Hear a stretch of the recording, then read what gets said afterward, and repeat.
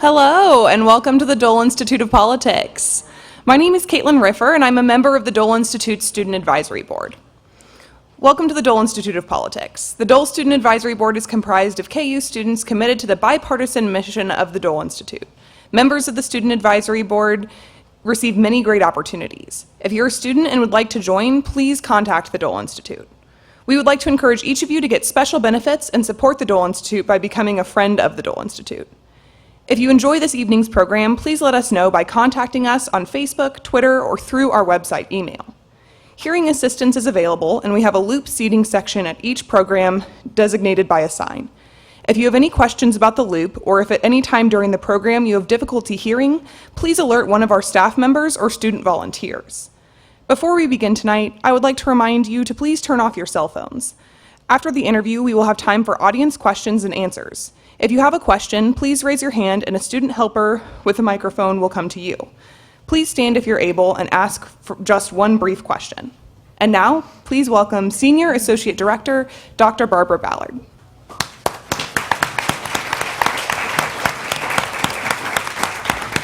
Good evening and welcome to the Dole Institute of Politics. For tonight's program, Votes for Women, Suffrage, and the 19th Amendment Centennial. I will just have to comment when she said, please turn off your phones, to watch everybody reach down for their phones along those lines. Tonight's panel discussion will be moderated by Director Bill Lacey. We would like to extend a special thanks to the League of Women Voters of Kansas and its Centennial Celebration Committee for their co-sponsorship of this program. We are pleased to host three accomplished guests for tonight's panel discussion. Dr. Jinx Broussard is a full professor and the Bart R. Swanson Endowed Memorial Professor at Louisiana State University's Manship School of Mass Communications. Dr. Candy Carter Olson is an Associate Professor of Media and Society for the Department of Journalism and Communication at Utah State University. Dr. Terry Finneman is an assistant professor in the School of Journalism and Mass Communications at the University of Kansas. Ladies and gentlemen, please join me in welcoming Doctors Jinx Broussard, Candy Carter Olson, and Terry Finneman.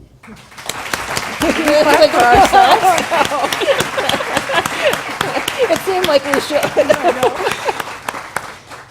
Well, we're delighted to have the three of you with us tonight to talk about the 100th anniversary of suffrage. And I want to start with allowing you guys to kind of paint a picture of the context and the history of the movement. So what was the genesis of the suffrage movement? Well, most people will point to the Seneca Falls Convention in 1848 as the launch of the women's rights movement. But we're going to back up just a little bit to 1840. When an anti-slavery convention was held in London. And Lucretia Mott and Elizabeth Cady Stanton were in London at the time. Elizabeth Cady Stanton was on her honeymoon, so can you imagine, let's go to an anti-slavery convention, let's have a great time, okay? So they arrived there, and those women were denied participation in the convention proceedings because of their gender. And the injustice of that, the seeds kind of started to grow at that point in 1840 and led eventually to 1848. Elizabeth Cady Stanton was living in Seneca Falls. She had recently moved there. It wasn't the most stimulating of environments for her. And these seeds were starting to grow. And she was also really influenced by Native Americans in the area, the Iroquois. The Washington Post did a fantastic story not long ago about the influence of Native American women on the suffrage movement. And both Elizabeth Cady Stanton and Lucretia Mott saw how gender roles within the tribes were much different and how women did have more political power. And so they were observing these women and the power that was possible to have. And they were very much influenced by that in the months before the Seneca Falls Convention actually convened. So during that actual convention, you had a number of people coming together. They issued a Declaration of Sentiments modeled after the Declaration of Independence. And it wasn't just focused on voting, it was focused on women's rights more broadly, with property rights, with custody rights, a number of things that we really take for granted today. So those were the very early days. My fellow panelists will kind of take us from there. So as we look at the history of the movement, Black women were not given their proper due. They were not acknowledged as being a part of the suffrage movement. However, they became involved in women's suffrage as early as the antebellum period. Sojourner Truth, who was an illiterate ex-slave, began to get involved in the suffrage movement, attended conventions. Two sisters, Harriet and Marguerite Fortin, also in 1850, were involved in the fight for the right to vote. Frances Watkins, Ellen Harper also became involved. Interestingly enough, however, none of what these women did was recorded. Not until the 1870s was it even acknowledged that Black women were involved in the suffrage movement. And these women were very much involved because they saw suffrage as a way of trying to move past slavery and Reconstruction as we go farther in order to secure rights for Black people in the days following slavery. So we'll talk a little bit more about that as we look at the history. One of the points that I want to make is that while these women struggled very hard to be involved in women's suffrage, and to a large extent were very, very successful, white women did everything in their power to prohibit them from being very much involved in the suffrage movement. So they faced them, and we're going to talk about that as we talk about challenges, but they faced impediments. Can you imagine how brave it was during that time in the years right after slavery to not only talk about equal rights for Blacks, rights that would get Blacks out of poverty, but also to tackle the double bind of not only not only racism, but also sexism. So these women were very involved from the very beginning, and it hasn't been until maybe the last 25 years or so that their role in the suffrage movement from the very beginning has been acknowledged. And I'm going to continue a little bit here talking about where suffrage caught hold. And it wasn't back east where you would think the more liberal New York, Massachusetts, those sorts of things. It was out in the West. Wyoming was the first state to grant the vote to women, and this is universal suffrage, so you can vote in municipal elections and the presidential elections and everything. It's not just you can vote in school elections because you're a woman and you take care of kids, which we get. There were states that did that. In fact, Kansas was one of them. The women started voting here in Kansas, and you could only vote in school elections. So Wyoming gave women the right to vote, but Utah was right after, and Utah wins because we got the ballot first. Our balloting day came first. So we were the first in the nation to vote, which we're pretty gushing proud of. But when you think of women out west and why those states were the first territories, were the first to give women to vote, there was a sort of equality in Kansas, which was a leader in the women's movement. Susan B. Anthony came through here many times. Susan B. Anthony trotted through Utah too, because the polygamist wives that I study were leaders in the movement too, interestingly enough. But when you look at these women, they needed the vote for many different reasons, and the men in their lives supported them having the vote, because these women were doing everything from running the farms and running schools and running newspapers and running the store. They were full partners, and they were seen as full partners because they had to be. So it's really interesting to see the maps of where suffrage came from, and it came from the West back east. And you can see the colors shifting. It's It's really interesting. Okay. Could each of you talk a little bit, and you all three have kind of mentioned this already, but talk about some of the really key leaders of the movement Okay. at different stages? It doesn't have to be at the beginning, but Should we start with some African American women? Yes, let's do that. I mentioned Sojourner Truth and Frances Watkins, Eleanor Harper. Ella Harper. I always get that four-word name confused. But black women became even more involved at the beginning of the 20th century. And some of the people I like to talk about include Ida B. Wells. We know her as a pioneering journalist. I've also written about her as a pioneering public relations person.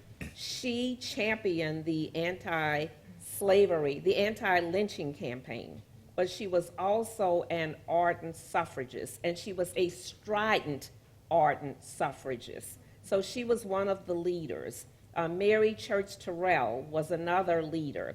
She and Ida B. Wells lived around the same period. They both came from, well, Ida B. Wells' father was a former slave, so she came from humble beginnings, but Mary Church Tyrell's father was the South's first black millionaire.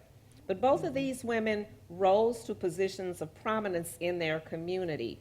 Ida B. Wells was a phenomenal journalist. Her newspaper was burned to the ground when she exposed the myth about why black men were lynched, and that myth was that immoral black men were lynching pure white women, and she, through painstaking documentation, was able to make the case over and over and over again that that was just a pretext, whereas economic reprisal, for the most part, was the reason for that. So she was very, very militant in her approach to militant, dedicated. She was a feminist, and so she was quite dedicated to fighting for equal rights for women. She and Mary Church Tyrell both believed that the vote gave a voice to people of color, and they felt that when black women, as well as men, they were for universal suffrage, they felt that that would be the way to tackle oppression that black people were facing. So that pretty much was their rationale. There are other rationales also that I'll talk about a little bit more. And there were many other women who got involved in the movement also, but I'll focus on those two women tonight in the interest of time and tell you a little bit more about what they said and what they did in the movement. I'm going to run through a lot of different people, actually. I think it's important for us to remember the early people and the people that we really think of as suffragists. So Susan B. Anthony, Elizabeth Cady Stanton, Lucretia Mott, Frederick Douglass. There were men in this movement, and there were ardent men in this movement. And, you know, Frederick Douglass was there at the beginning. So I think those people are important, but I also think it's important for us to recognize the people who were there on the ground in the individual states. Mm-hmm. This was a movement that happened with individual voices. Women from around the country went to national conferences every year. And so just as an example from Utah, Emmeline B. Wells, she's the only woman in Utah to have a bust in the state capitol. Everybody else is a man. It's fascinating. But Emmeline B. Wells, she was the plural wife, and she ran the women's newspaper at the time. She was a strong advocate for suffrage, and she brought the issue to Utah in many different ways, and she kept raising the issue and kept it running through her newspaper, The Woman's Exponent, which I think was fascinating. We need to recognize that there are these women whose voices we'll never hear again because they were completely lost to history, but they were on the ground and they were doing the groundwork, and they never were archived. So Emmeline B. Wells, I get her because she had the newspaper, right? But there were dozens of women underneath her working with her in her clubs that are lost to history. And then I think I'm going to take us to more contemporary suffrage in 1917. Contemporaries, I'm going to get for you. So Alice Paul and Lucy Burns, who were the two women who were the genesis of the National Women's Party. The National Women's Party was the radical arm of suffrage, and they are the image that you see in most pictures now. The women standing with a sign in front of the White House. You guys have seen these pictures of women standing in front of the White House? That's the National Women's Party, and it was started by Alice Paul and Lucy Burns, who were two young women who got sick of the state-by-state suffrage approach, and they said, we need a national suffrage amendment.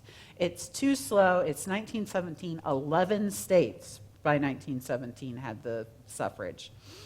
And so Alice Paul and Lucy Burns were trained by British suffragettes, who, by the way, were a lot more radical than American suffragists. British suffragettes were well known for throwing bricks through windows and starting fires. Alice Paul and Lucy Burns didn't do that, but they did a lot to get attention, including starting the Silent Sentinels, who are those women standing in front of the White House, marching 1,000 women around the White House the day before President Wilson's second inauguration, totally derailing his first inauguration in 1913 with a large march down Pennsylvania Avenue that drew all of the attention away from him. These women were creative, and they worked hard, and they got attention in really unique ways. I'll just mention two women. Terry, I think your mic must have come off because it's turned around. This Do you want some help? Sorry about that. Yeah, I can do it. Yeah, definitely. Good? Yeah. A little down. Yeah, it needs, Sorry. yeah, there you go. How about I just hold it? Just hold it for now. unless I used to somebody- work in television, everybody, can you tell? Not really. We're journalism professors. We do this every day. Okay.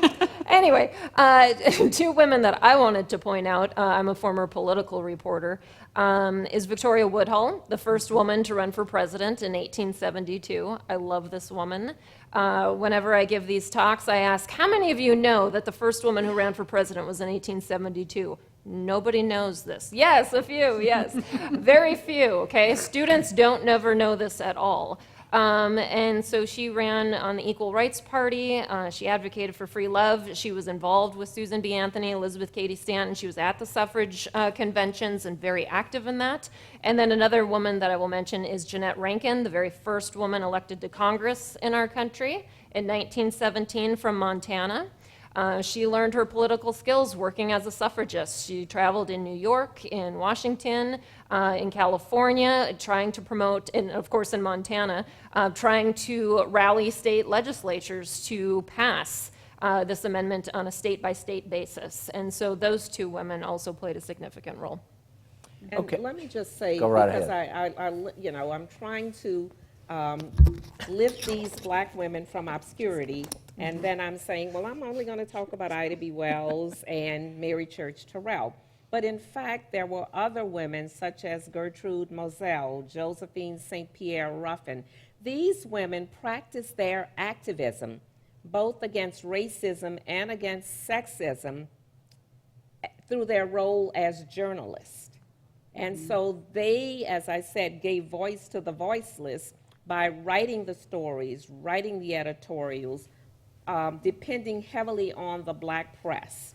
Right. And so I just wanted to make that point that there were many others, Alice Dunbar Nelson. These people were all writing at the turn of the century about racism and sexism, and they were even forming their own organizations, women's clubs, because they faced racism when trying to join the white suffrage organizations. But even with that, they were still able to persist and join those organizations and speak whenever they could and take their place when they were told to find your place. They made a place for themselves.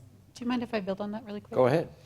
She mentioned the black press. The suffragists were brilliant public relations practitioners. and media practitioners to begin with. If you don't talk about suffrage and media in the same breath, you're losing something. There were suffrage newspapers. Even these right here are a form of media because each of these colors means something. I'm not just wearing them because they're pretty. They actually mean something. And the yellow comes from Kansas, from the sunflowers. It means light and life.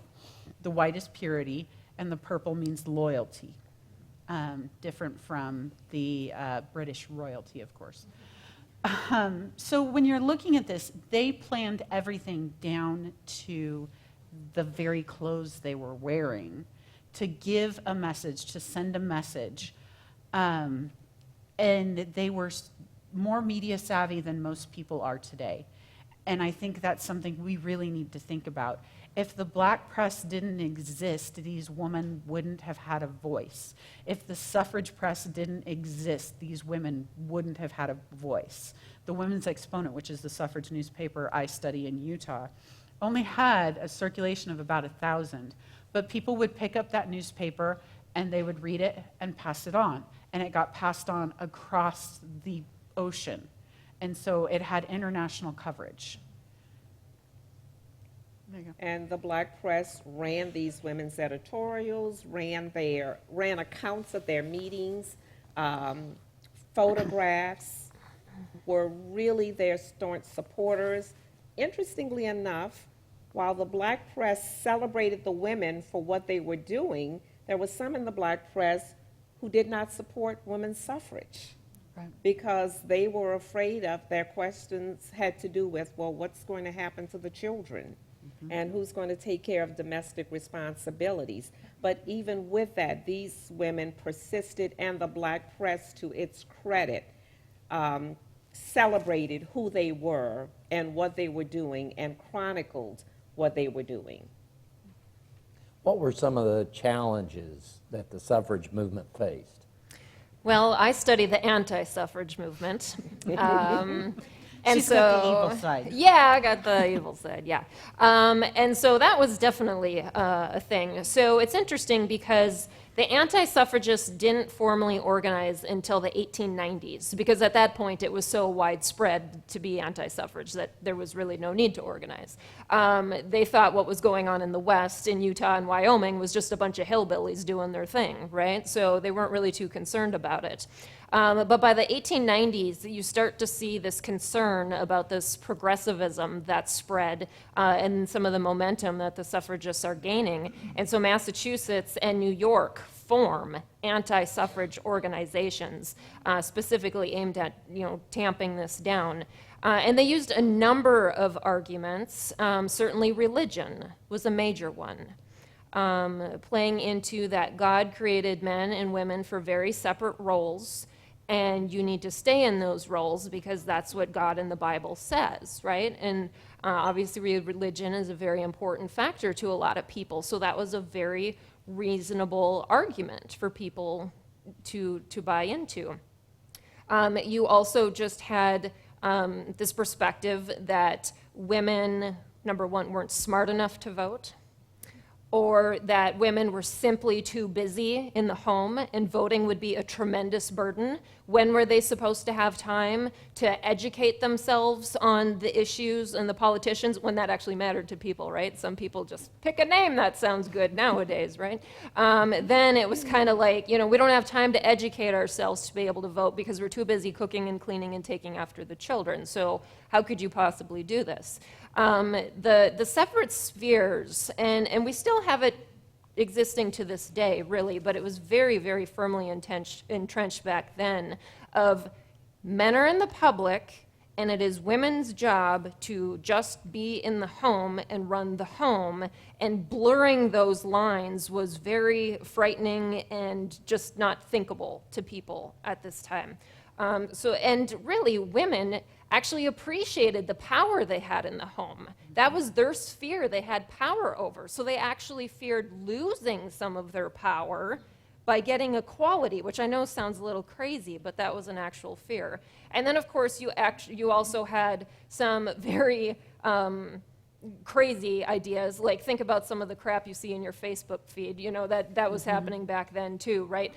So some of the things that I've read were, well, what happens if the baby's sick or something happens? Then who's going to watch the baby, right? I mean, we can't do, I mean, what are we going to do? The men are going to go to the polls and then they're going to come home and then the women have to go. I mean, that's just craziness. We can't do that. Another one was like, there aren't enough horses. There simply are not enough horses to take everybody to the polls, right? Even though I guess they could take them all to church, but not to the polls, right? They had kind of what we'd refer to now as like Facebook memes, except for they were propaganda flyers, where they would take quotes from prominent people like Thomas Jefferson and Daniel Webster, take them out of context, slap them in a flyer, and use that as propaganda. And then another reason, there were so many reasons for the anti-suffrage movement, but another one was rural versus city voters. And people in rural areas feeling they would be disadvantaged because they didn't have easy access to the polls. And then all the city people would make all the decisions, and then the rural people would get left out. So, and then one thing we absolutely cannot not mention is, of course, the racism behind there. Right. And that we simply cannot give women the right to vote because that would mean black women had some kind of equality to us, whereas white women during this time had access to men in positions of power and used their feminine influence at social events to influence policy. And so certainly there was racism at play here as well. There was the belief that if black women got the vote and black men had gotten the vote with the 15th Amendment, that black women would use their power with black men to take over, so to speak. And so that was also another challenge. Black women suffragists faced so much ostracism when they tried to speak at conventions. Sometimes they were allowed to speak, other times they were not allowed. Their key message, wherever they went, was always about the progress of the black race. And there was always the belief, even if we go into World War II that I write about in one of my books, that if journalists and if blacks were able to show that blacks were making progress, that they were loyal, that they were upright citizens, that black women were not the immoral, hypersexed women that they were portrayed to be, then white society might be more accepting and give them the vote. So that was one other obstacle that black women faced.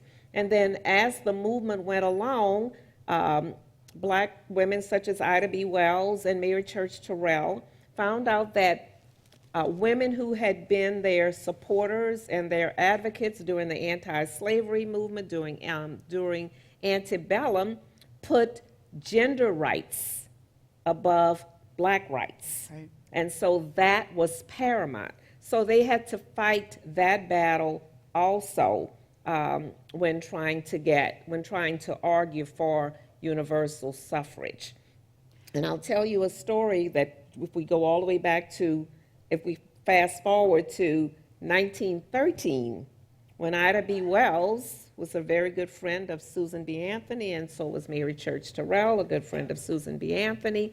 But when the suffrage parade was held in 1913, Ida B. Wells got in the front of the line at the parade and was told to go to the back where the black women were. And Mary Church Tyrell was also told the same thing. Well, Ida just politely got out of the line, and as the parade had gone maybe a block or two or three, she positioned herself on the front row, the front line or whatever, for the rest of the parade. So she was known as a militant activist, whereas Mary Church Tyrell believed in diplomacy and trying to get more people to her side and to the side of black women's suffrage and universal suffrage. And so as we look at these two women, they use different kinds of means to accomplish the same kind of thing, but the overall message was that black people are decent, upstanding people who deserve the vote. And Ida B. Wells wrote one time that the vote was sacred. She also saw it as a means of ending lynching. Mm-hmm. So that was another reason why black women were so much involved and so invested in universal suffrage. I think it's fair to say that the white women threw their black sisters under the bus multiple times to get the vote. And black women were not granted equal suffrage until 1965, for Pete's sake.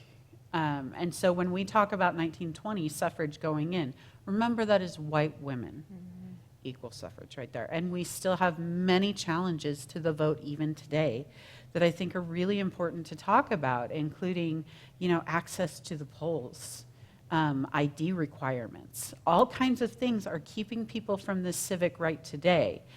And so when we look at what these women were fighting for, they would still be fighting today. And actually, I have a funny story for you guys in the how women responded to all of the things that Terry was bringing up here. Because women were considered the moral arbiters, right, of the home. They were the keepers. They were pure. Men, you all were dirty, so you could get involved in dirty politics anyway. Women were pure. Women were pure. So politics are dirty, can't get involved. But you were home taking care of the kids. Well, what about the kids? What's going to happen to the kids? So I deal with a lot of plural marriages in my research at this point in time. And one woman wrote in and she was like, to the woman's exponent, and she said, well, it's a wonderful system because me and my sister wives, one day I'll take care of the kids and my sister wife will go out and do what she needs to do so she can go and vote if she wants to do it or do anything else. And then she'll come home and take care of the kids and I will go do what needs to be done. So they just, switched off and on. Interesting system. I'm not sure that I believe it, but there you go. And as Candy talks about the throwing black women under the bus, white women accepted the Southern strategy. And their rationale to black women when they said, okay, wait your turn, let's look for incremental suffrage, you'll get your turn one day. They always said, well, we're going to lose our Southern sisters if we allow you to attend a convention, if we allow you to have a voice. So they adopted that Southern strategy or that states' rights strategy.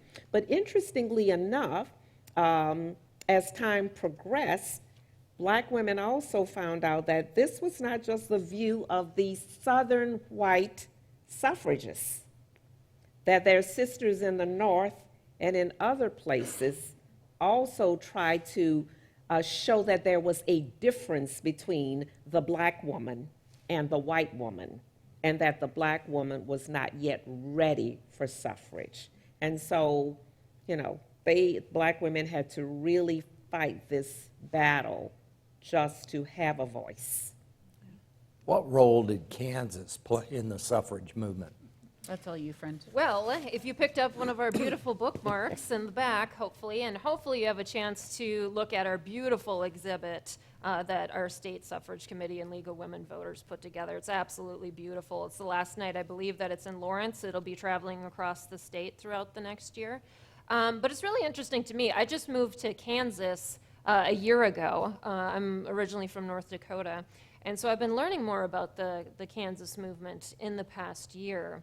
And it was really fascinating to me, and we have it on the back of our bookmarks for a nice little cheat sheet, that in 1861, Kansas was a leader in being the first in the nation to allow women to vote for school boards. 1887, Kansas is first in the nation to allow women to vote in city elections. I mean, that's just amazing. And I know that Kansas is so proud of its heritage in this state, and it's really interesting to see that it was such a leader in women's rights as well. And then in 1912, becoming one of the first states in the nation to grant women full voting rights. 1919, the first League of Women Voters chapter, local chapter, was in Kansas. And so Kansas was really at the forefront. And as Candy mentioned, Susan B. Anthony and these notable figures were going through Kansas all of the time. And so it's really cool to see what a role Kansas played in this national discussion.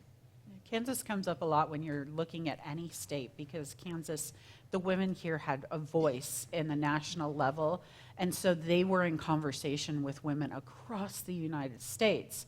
And so you can't just study one state in isolation without hearing about Kansas. It's really interesting. Okay. What was the impact of World War I on the suffrage movement? Oh, that's a big one. Yeah. So World War I. So I'm going to tell you guys a little bit of history about the Silent Sentinels, okay? So the Silent Sentinels were the women who stood in front of the White House with banners saying, President Wilson, what will you do for women's suffrage? When are the women going to get the vote? That sort of thing. Their instructions were, you stand there, you are silent, you don't respond to anything ever. And you keep your back to the gate so that people can see your sign. So, somebody throws a rock at you, you don't respond. Somebody spits on you, you don't respond. Somebody pulls your banner off of your pole, you don't respond. You just stand there. Doesn't seem radical now, but it was highly radical at the time because of the separate spheres that we've been talking about here.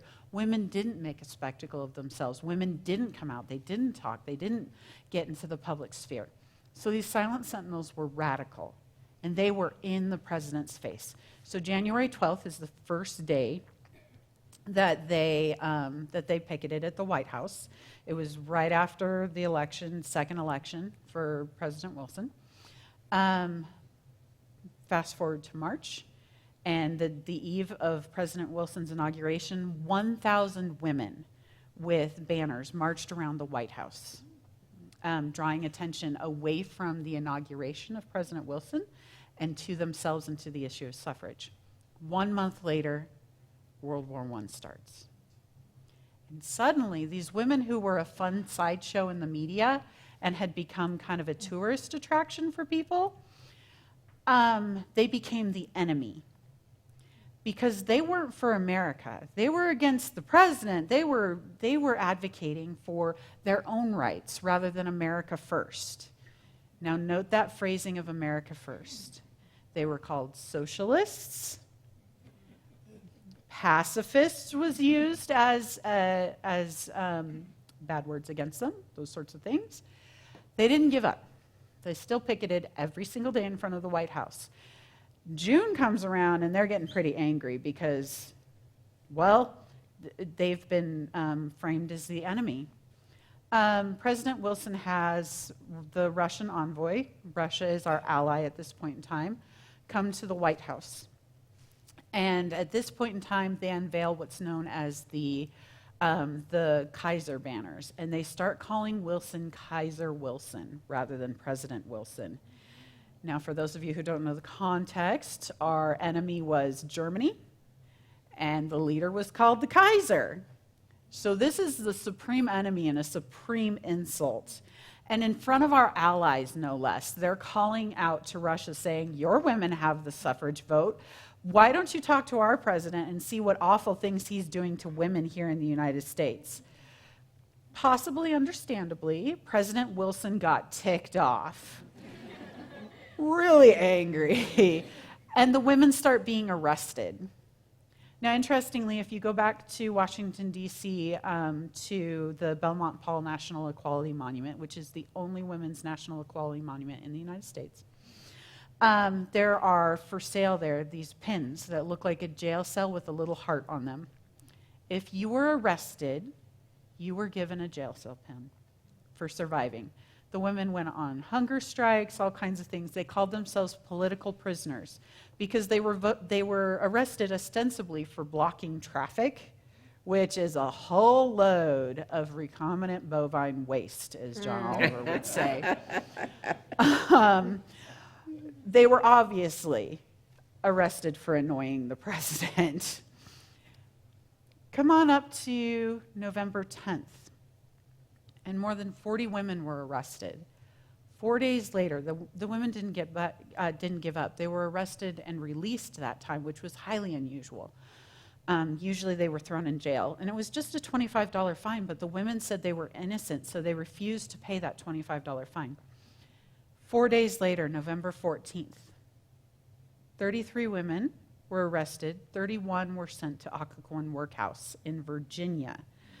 which is out of the jurisdiction of Washington, D.C. So obviously away from the president, and all kinds of nasty things can happen. The women were tortured that night. It's called the Night of Terror. 31 women. One woman was slammed over the back of an iron chair twice. That's Dorothy Day. You'll know her from the Catholic Workers Movement. Another woman had her arms shackled above her for the entire night. Another woman was thrown into a cell so hard that she passed out. Her cellmate was so afraid she had a heart attack, and nobody treated her until the next morning. Thankfully, she survived, as did the person who passed out. It was an awful night. This is a turning point for the entire movement because it changed how people saw the suffragists in some ways. But we're going to go back to racism here really quick.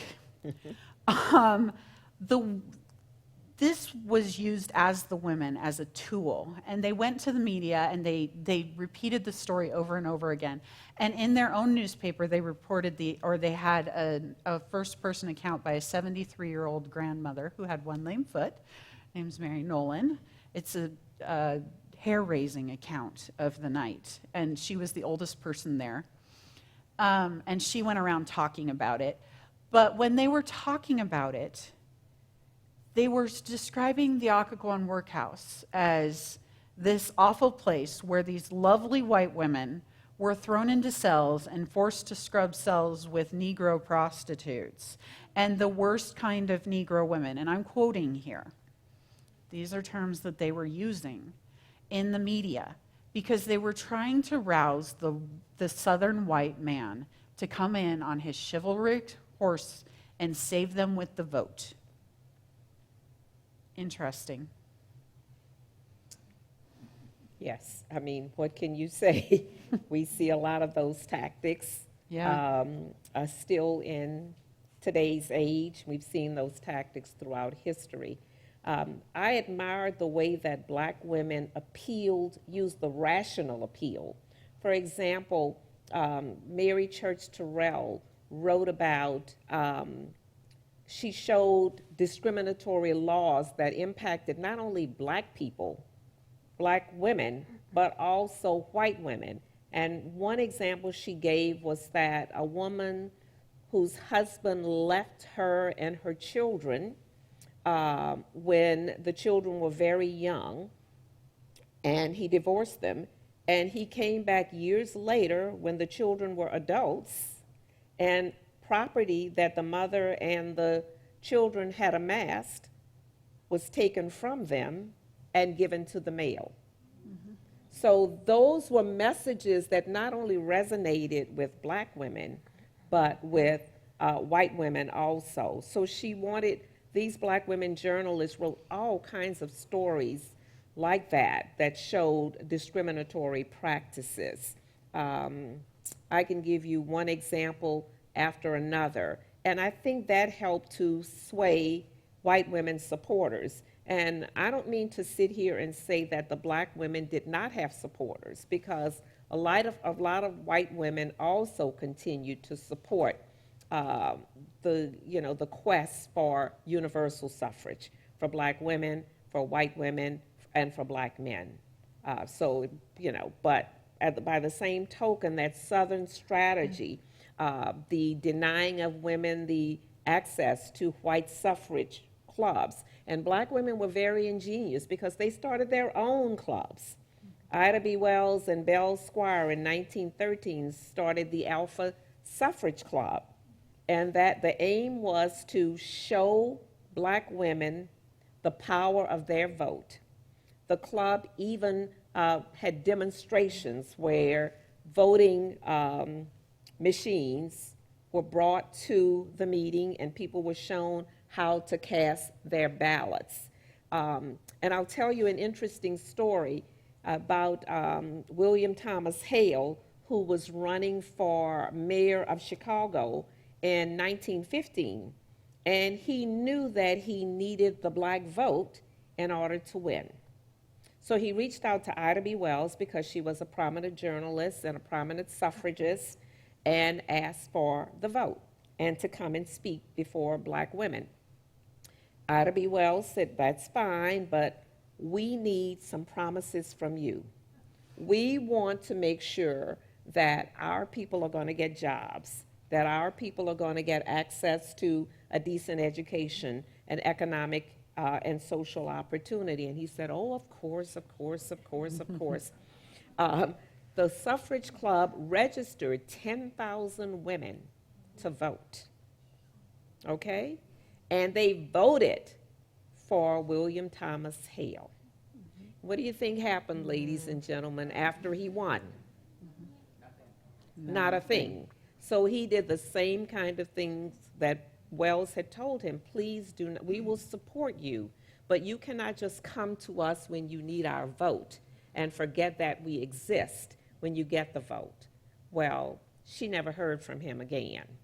And so these were the kinds of challenges that these women had to encounter, and these were the challenges that black people encountered.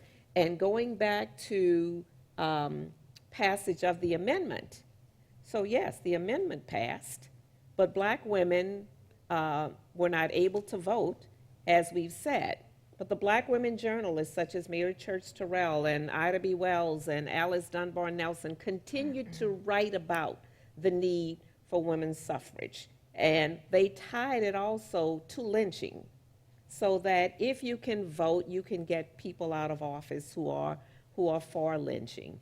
And white women faced the same kinds of challenges once the amendment passed, once they got the right to vote. They didn't get the vote, they got the right to vote. Right. So we saw polling places. We saw our black women journalists chronicling how polling places were changed, how when black men and black men and women went to register to vote, they were asked really, my grandkids don't like that word, but stupid questions.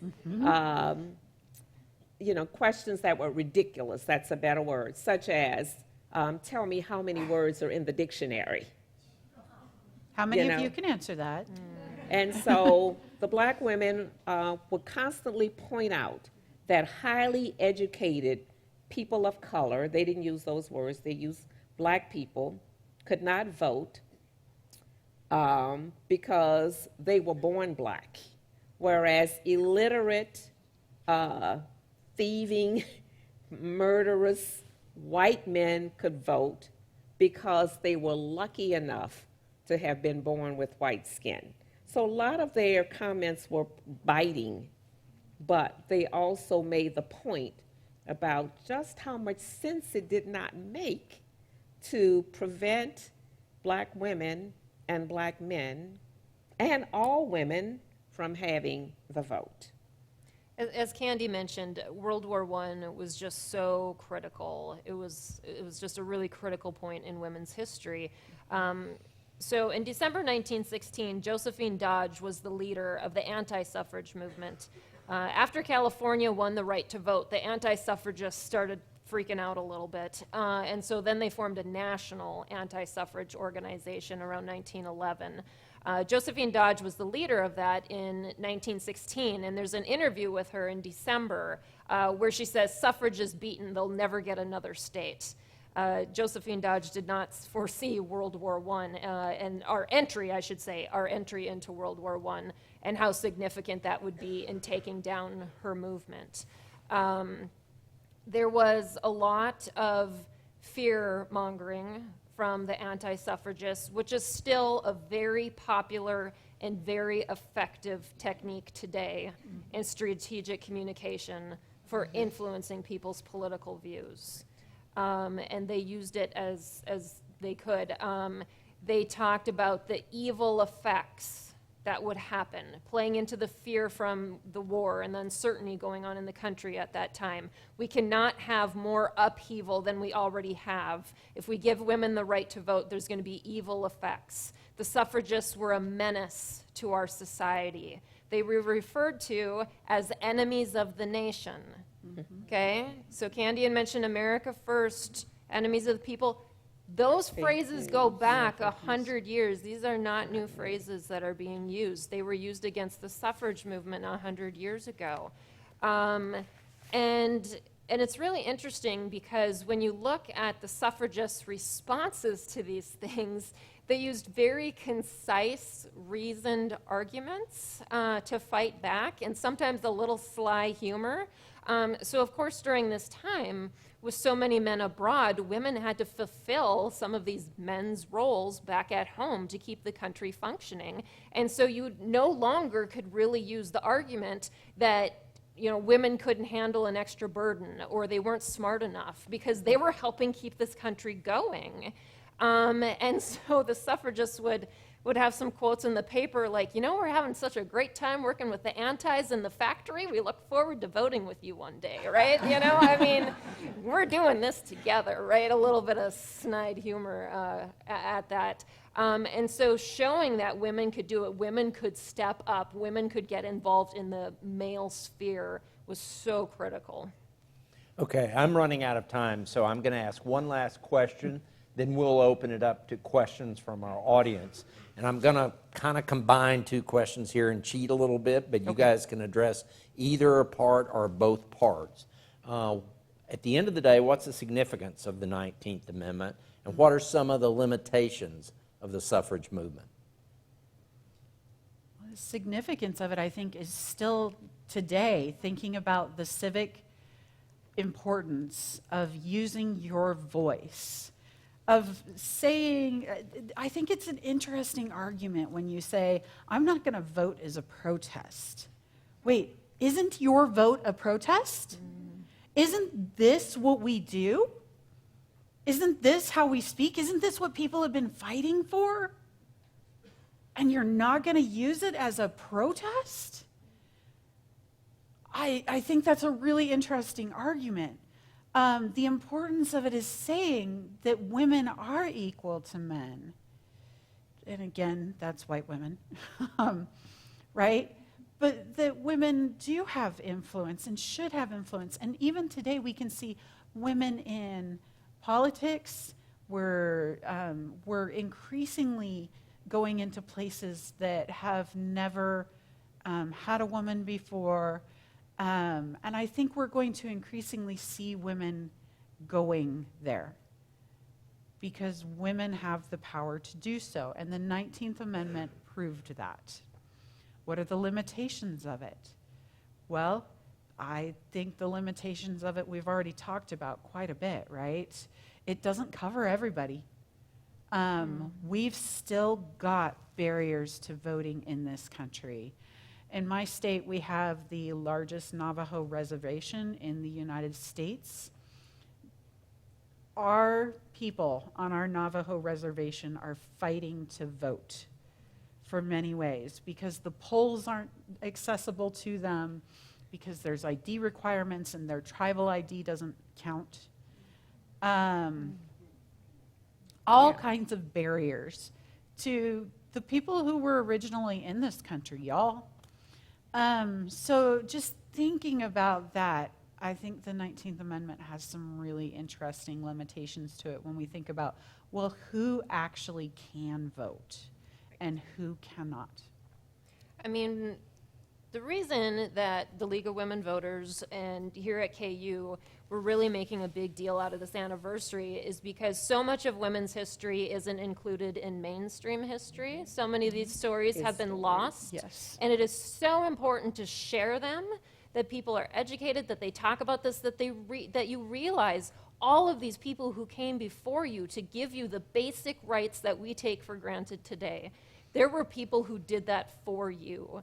And to be civically engaged, for you to think about how can I make this world a better place for the people coming 100 years from now is really what we're hoping to motivate people, to get people to register to vote, to be more politically active and involved, and to care as much as the women who were willing to be arrested, who went on hunger strikes, who were beaten, to care that damn much. We don't really have that anymore. We are too passive about our own political process, right? It can't be fixed. It is what it is, okay? Be We passionate. Yes. Be passionate, y'all. Care. And a challenge is, how do you educate? How do you educate people about the power of the vote? Civics is not taught in our schools anymore.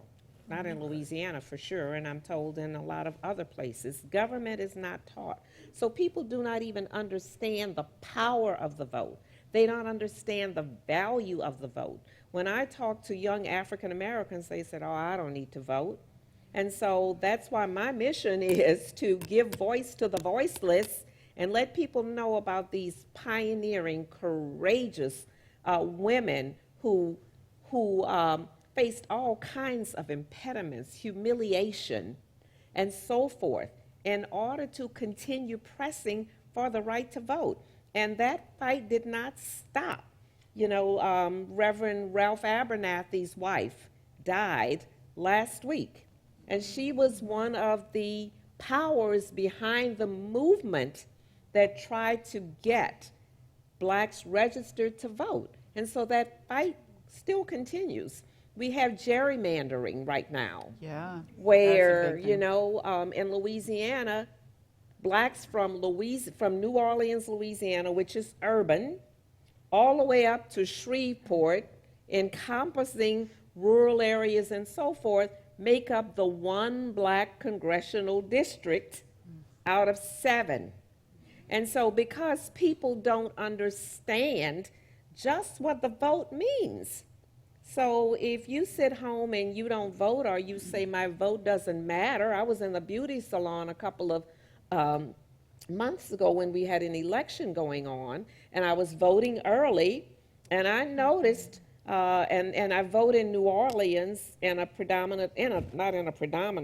black precinct. But when I went to vote early, and when I used to go to vote early, the poll workers were all black.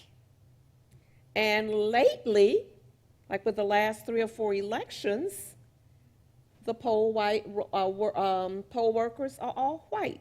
And I'm like, what in the dickens is going on here? And so I asked one of the young men, and he said, well, this is how our Secretary of State wants it. And so I told the lady in front of me, I said, well, I know when I vote, he's going to go in there and negate it. Yeah. I don't know if that can happen. But, you know, I just felt it was incumbent upon me to say something about that. And so then I went to my beauty salon. And these young women, they're making money. They're doing my hair. They're charging a lot. They're doing weaves and all this kind of stuff. And they're wearing these red bottom shoes because they're making a lot of money. And I said, ladies, I mean, they're like in their 30s, you know. And I said, ladies, let me tell you, you all had better pay attention. I said, you all need to get woke. I had just learned what that word meant, okay? Woke. And I told them what happened at the polling booth. And my stylist said, Miss Jinks, she said, you are wasting your time. They do not vote. So the challenge now is to fight the same kind of battle that the suffragists fought, to educate people about the power of the vote and what the vote means. It gives them a voice to have an impact on their lives, their children's lives. My husband and I say all the time, okay, we're over 60 right now, you know, this is going to impact our grandchildren, policies that are in place. But we need to be educating our grandchildren and our children, thank God they understand the need to vote, because policies that are being made now are going to impact them Yeah. in years to come and will impact our nation. So as I see, there were tremendous challenges. Blacks didn't get the right to vote until 1965. A lot of blacks do not vote now, don't understand the power of the vote. And so my challenge is, how do we get to them? In what ways do we get to them when they don't even know how government operates? Yeah. So when you don't know how government operates, it's okay to make the government the enemy. Yeah. as opposed to recognizing the role that government plays in your lives. So to me, that is a great challenge. Okay, we're going to open it up.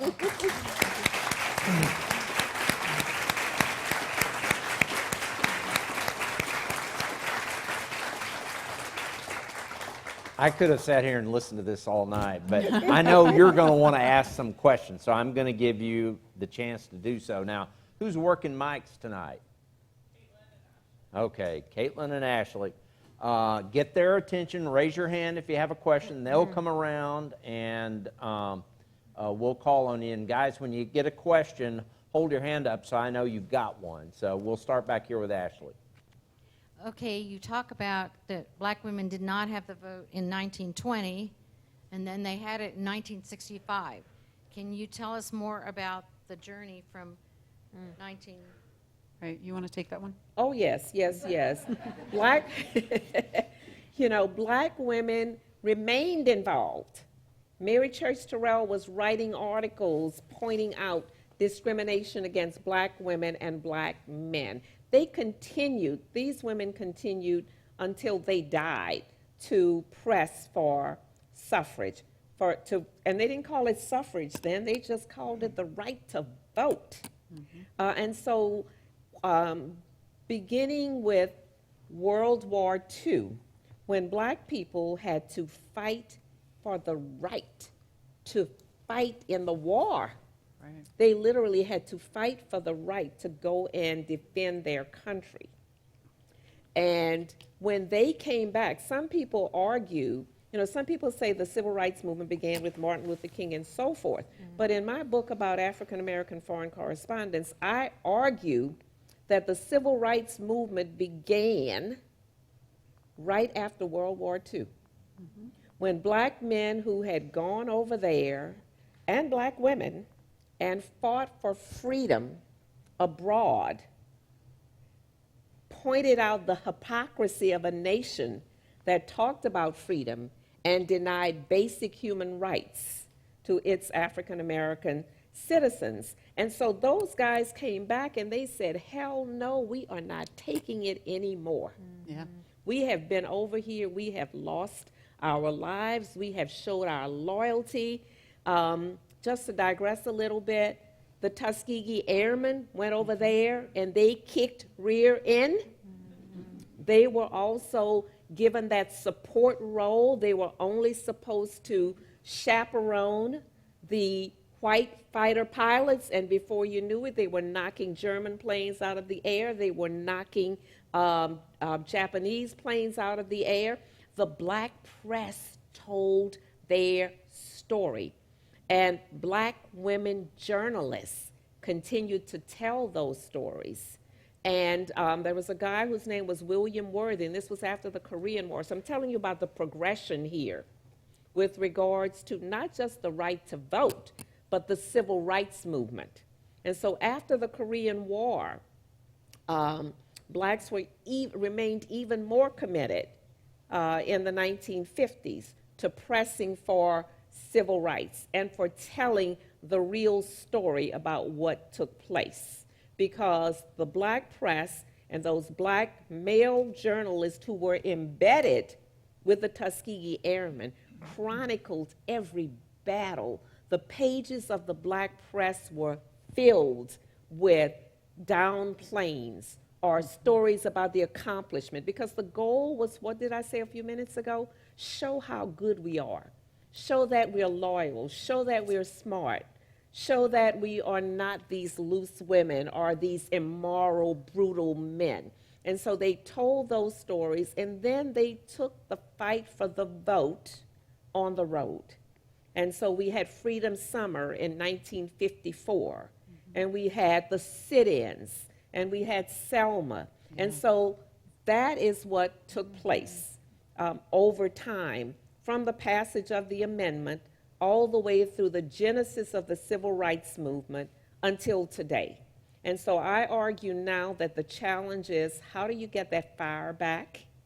How do you tell the story and get people to listen to that story and to feel empowered to make a difference. And not to say, as a lot of young white students I teach at LSU, oh, I'm not voting Dr. Broussard. That's a waste of time, you know. And so, anyway. Well, the Civil Rights Act. Yeah. The 1965 Civil Rights Act. I need to move on to the Yeah, I'm next sorry. question. Do we have Oh, another you were question? fine, you were good. You're telling me you got the three experts here and not going to ask them any more There's questions? one We have right one here. We have one in the very back. So, Caitlin, if you want to go to the very back. I was wondering if you could explain exactly how the African American suffrage movement was pitted against the women's suffrage movement and vice versa. Well, I wouldn't use the word pitted, except that's how white suffragists saw it. The black suffrage movement wanted to be a part of, and to a large extent were a part of, the white suffrage movement. But black suffragists had to fight for that right to speak at the white suffragist conventions, to participate in their organizations. And so as a result, they started their own organizations in order to try to make things happen. But people such as Mary Church Tyrell and even Ida B. Wells continued to try to have a say in those white suffrage organizations. But what began to happen, white suffragists started whites-only clubs. Yeah. And then they also supported clauses in state constitutions that only promoted male voting. White male voting. And so what you have were blacks continually having to fight for the right to just get a foot in the door in order to improve their lives and the lives of others. I find it interesting that we venerate Sojourner Truth now.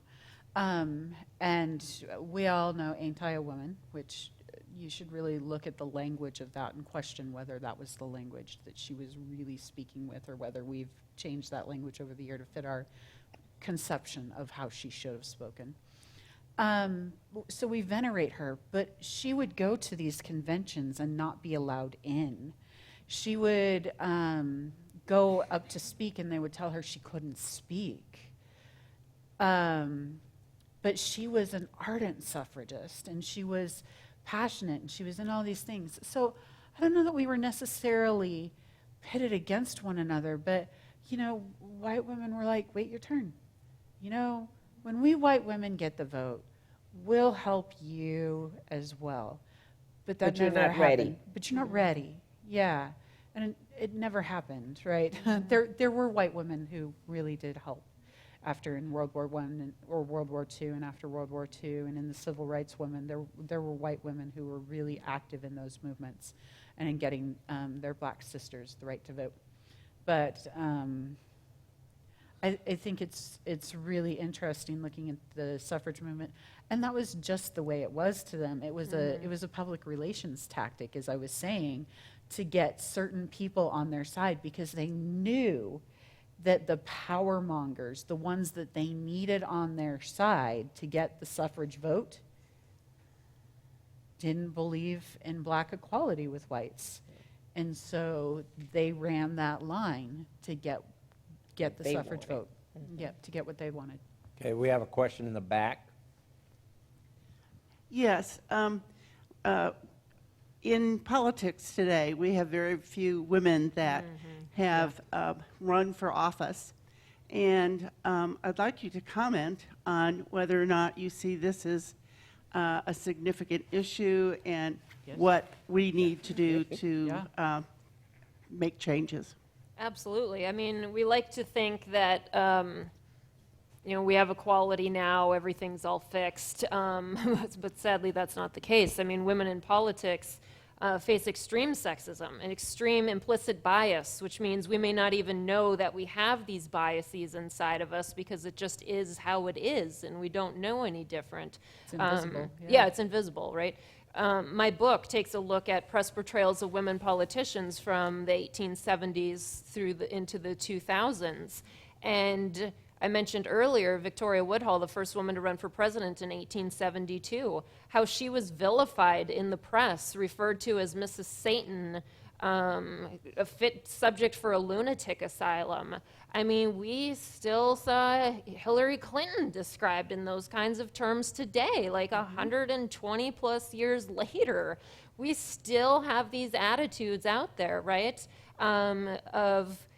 With women in politics, the significant issue is you're damned if you do and you're damned if you don't. Or if you're younger, you should be home with your children, whereas male candidates aren't asked about those things, right? If you're older, well, you're too old. Go and do some knitting somewhere. You're too washed up to do this, right? These are common, pervasive attitudes and gender norms that we still have today. And so it takes, again, a significant amount of education trying to recruit women to be willing to run, to feel like they're empowered to do so, and that they aren't going to be facing these battles from people within journalism, from fellow voters that have this different expectation for them than they do for male candidates. I mean, even in terms of the focus on what they wear. Yeah. Or their hairstyle. Yeah. What is that but gender bias? And that goes back to Jeanette Rankin when she ran in 1916. There were articles just about the color of her hair and about her appearance. So that has also existed for 100 years. And has not changed. And for men, you get a suit with a red or a blue tie, and that's it. Right. But, you know, women, you're under scrutiny for everything you wear and everything in your appearance. And if you see a news article about a woman politician and it focuses on her appearance and not her policy, you question that article and you write in about it and you challenge it. Because this is on us in some ways. If we just accept it going in the media, it's going to keep doing it. But if we start fighting back and we start challenging and saying, I want to hear about what this person actually has to say and what this person is going to do for us, or, you know, promises to do for us, maybe might do. If you say that, it will be delivered. Because remember, media is a business. Businesses run on money and attention. And if you don't give them attention, they don't get money. It's on us.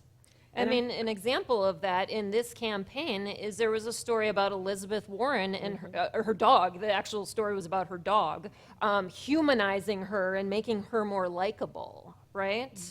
So women constantly, just regular women, not, all women, not just women in politics, we constantly have this thing, right, where if we're too aggressive, then we're a bitch all of a sudden, whereas a men, that's a leadership quality, and if we're too feminine, we're incompetent. And so that's something that women in politics, we see that Hillary Clinton is the best example to use for that, right? She is constantly No matter referred what you to- think of her. Yes, right? yes, this is Personally. nonpartisan. I'm just saying that, you know, with her aggressive style is seen as bitchy, and then so she tries to come out with her chocolate chip cookie recipe, and then she's, you know, trolled for that. And it's just, it's very difficult that we have these expectations for these women.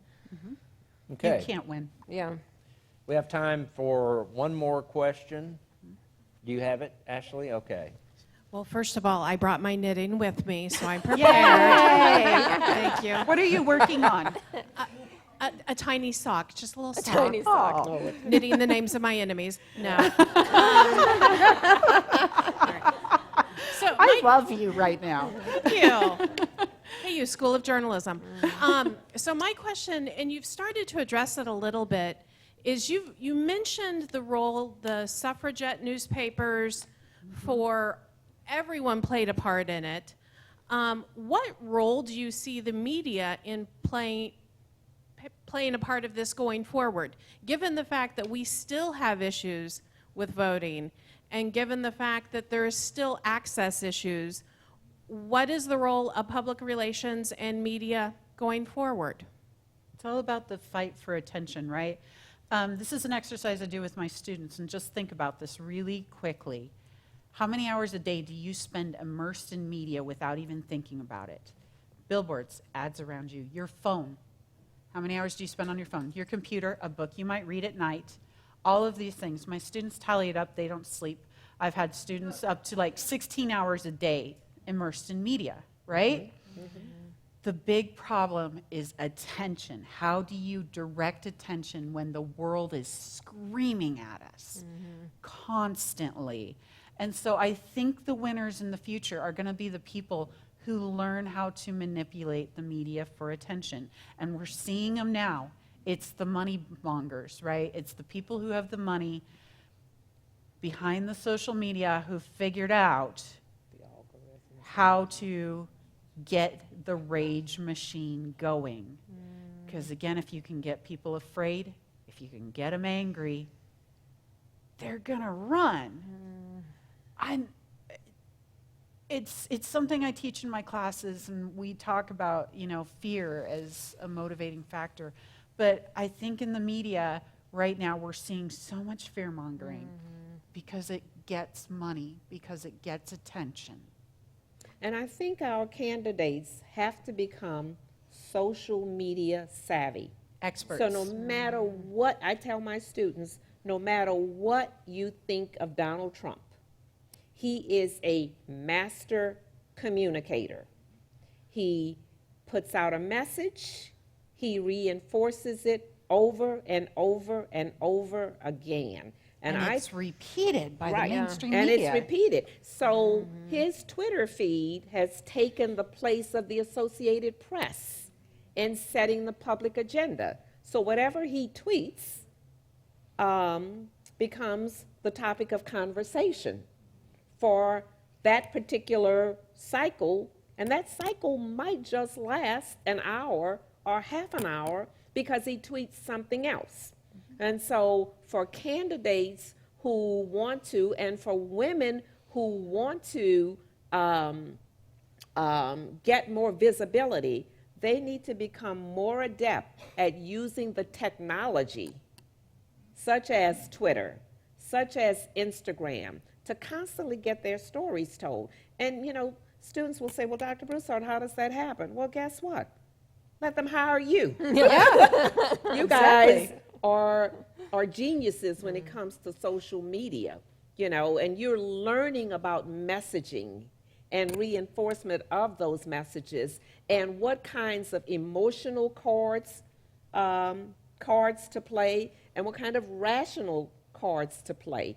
And I would have somebody just on social media constantly, because at some point, someone will pick it up. And even if the media do not pick it up, the audiences that you're trying to reach, because you have targeted those audiences, you know who those voters are, you know who those potential supporters are, you know who the competition is, and so you have different messages going to all of those different publics, as we call them, those different stakeholders, be their supporters or non-supporters. So I think that we need to start thinking in terms of utilizing the technology that is there, the way that Donald Trump uses that technology to set policy, not only to put information on the public agenda, but to set policy. And he is a master communicator. Again, no matter what you think of him. Right. He is a master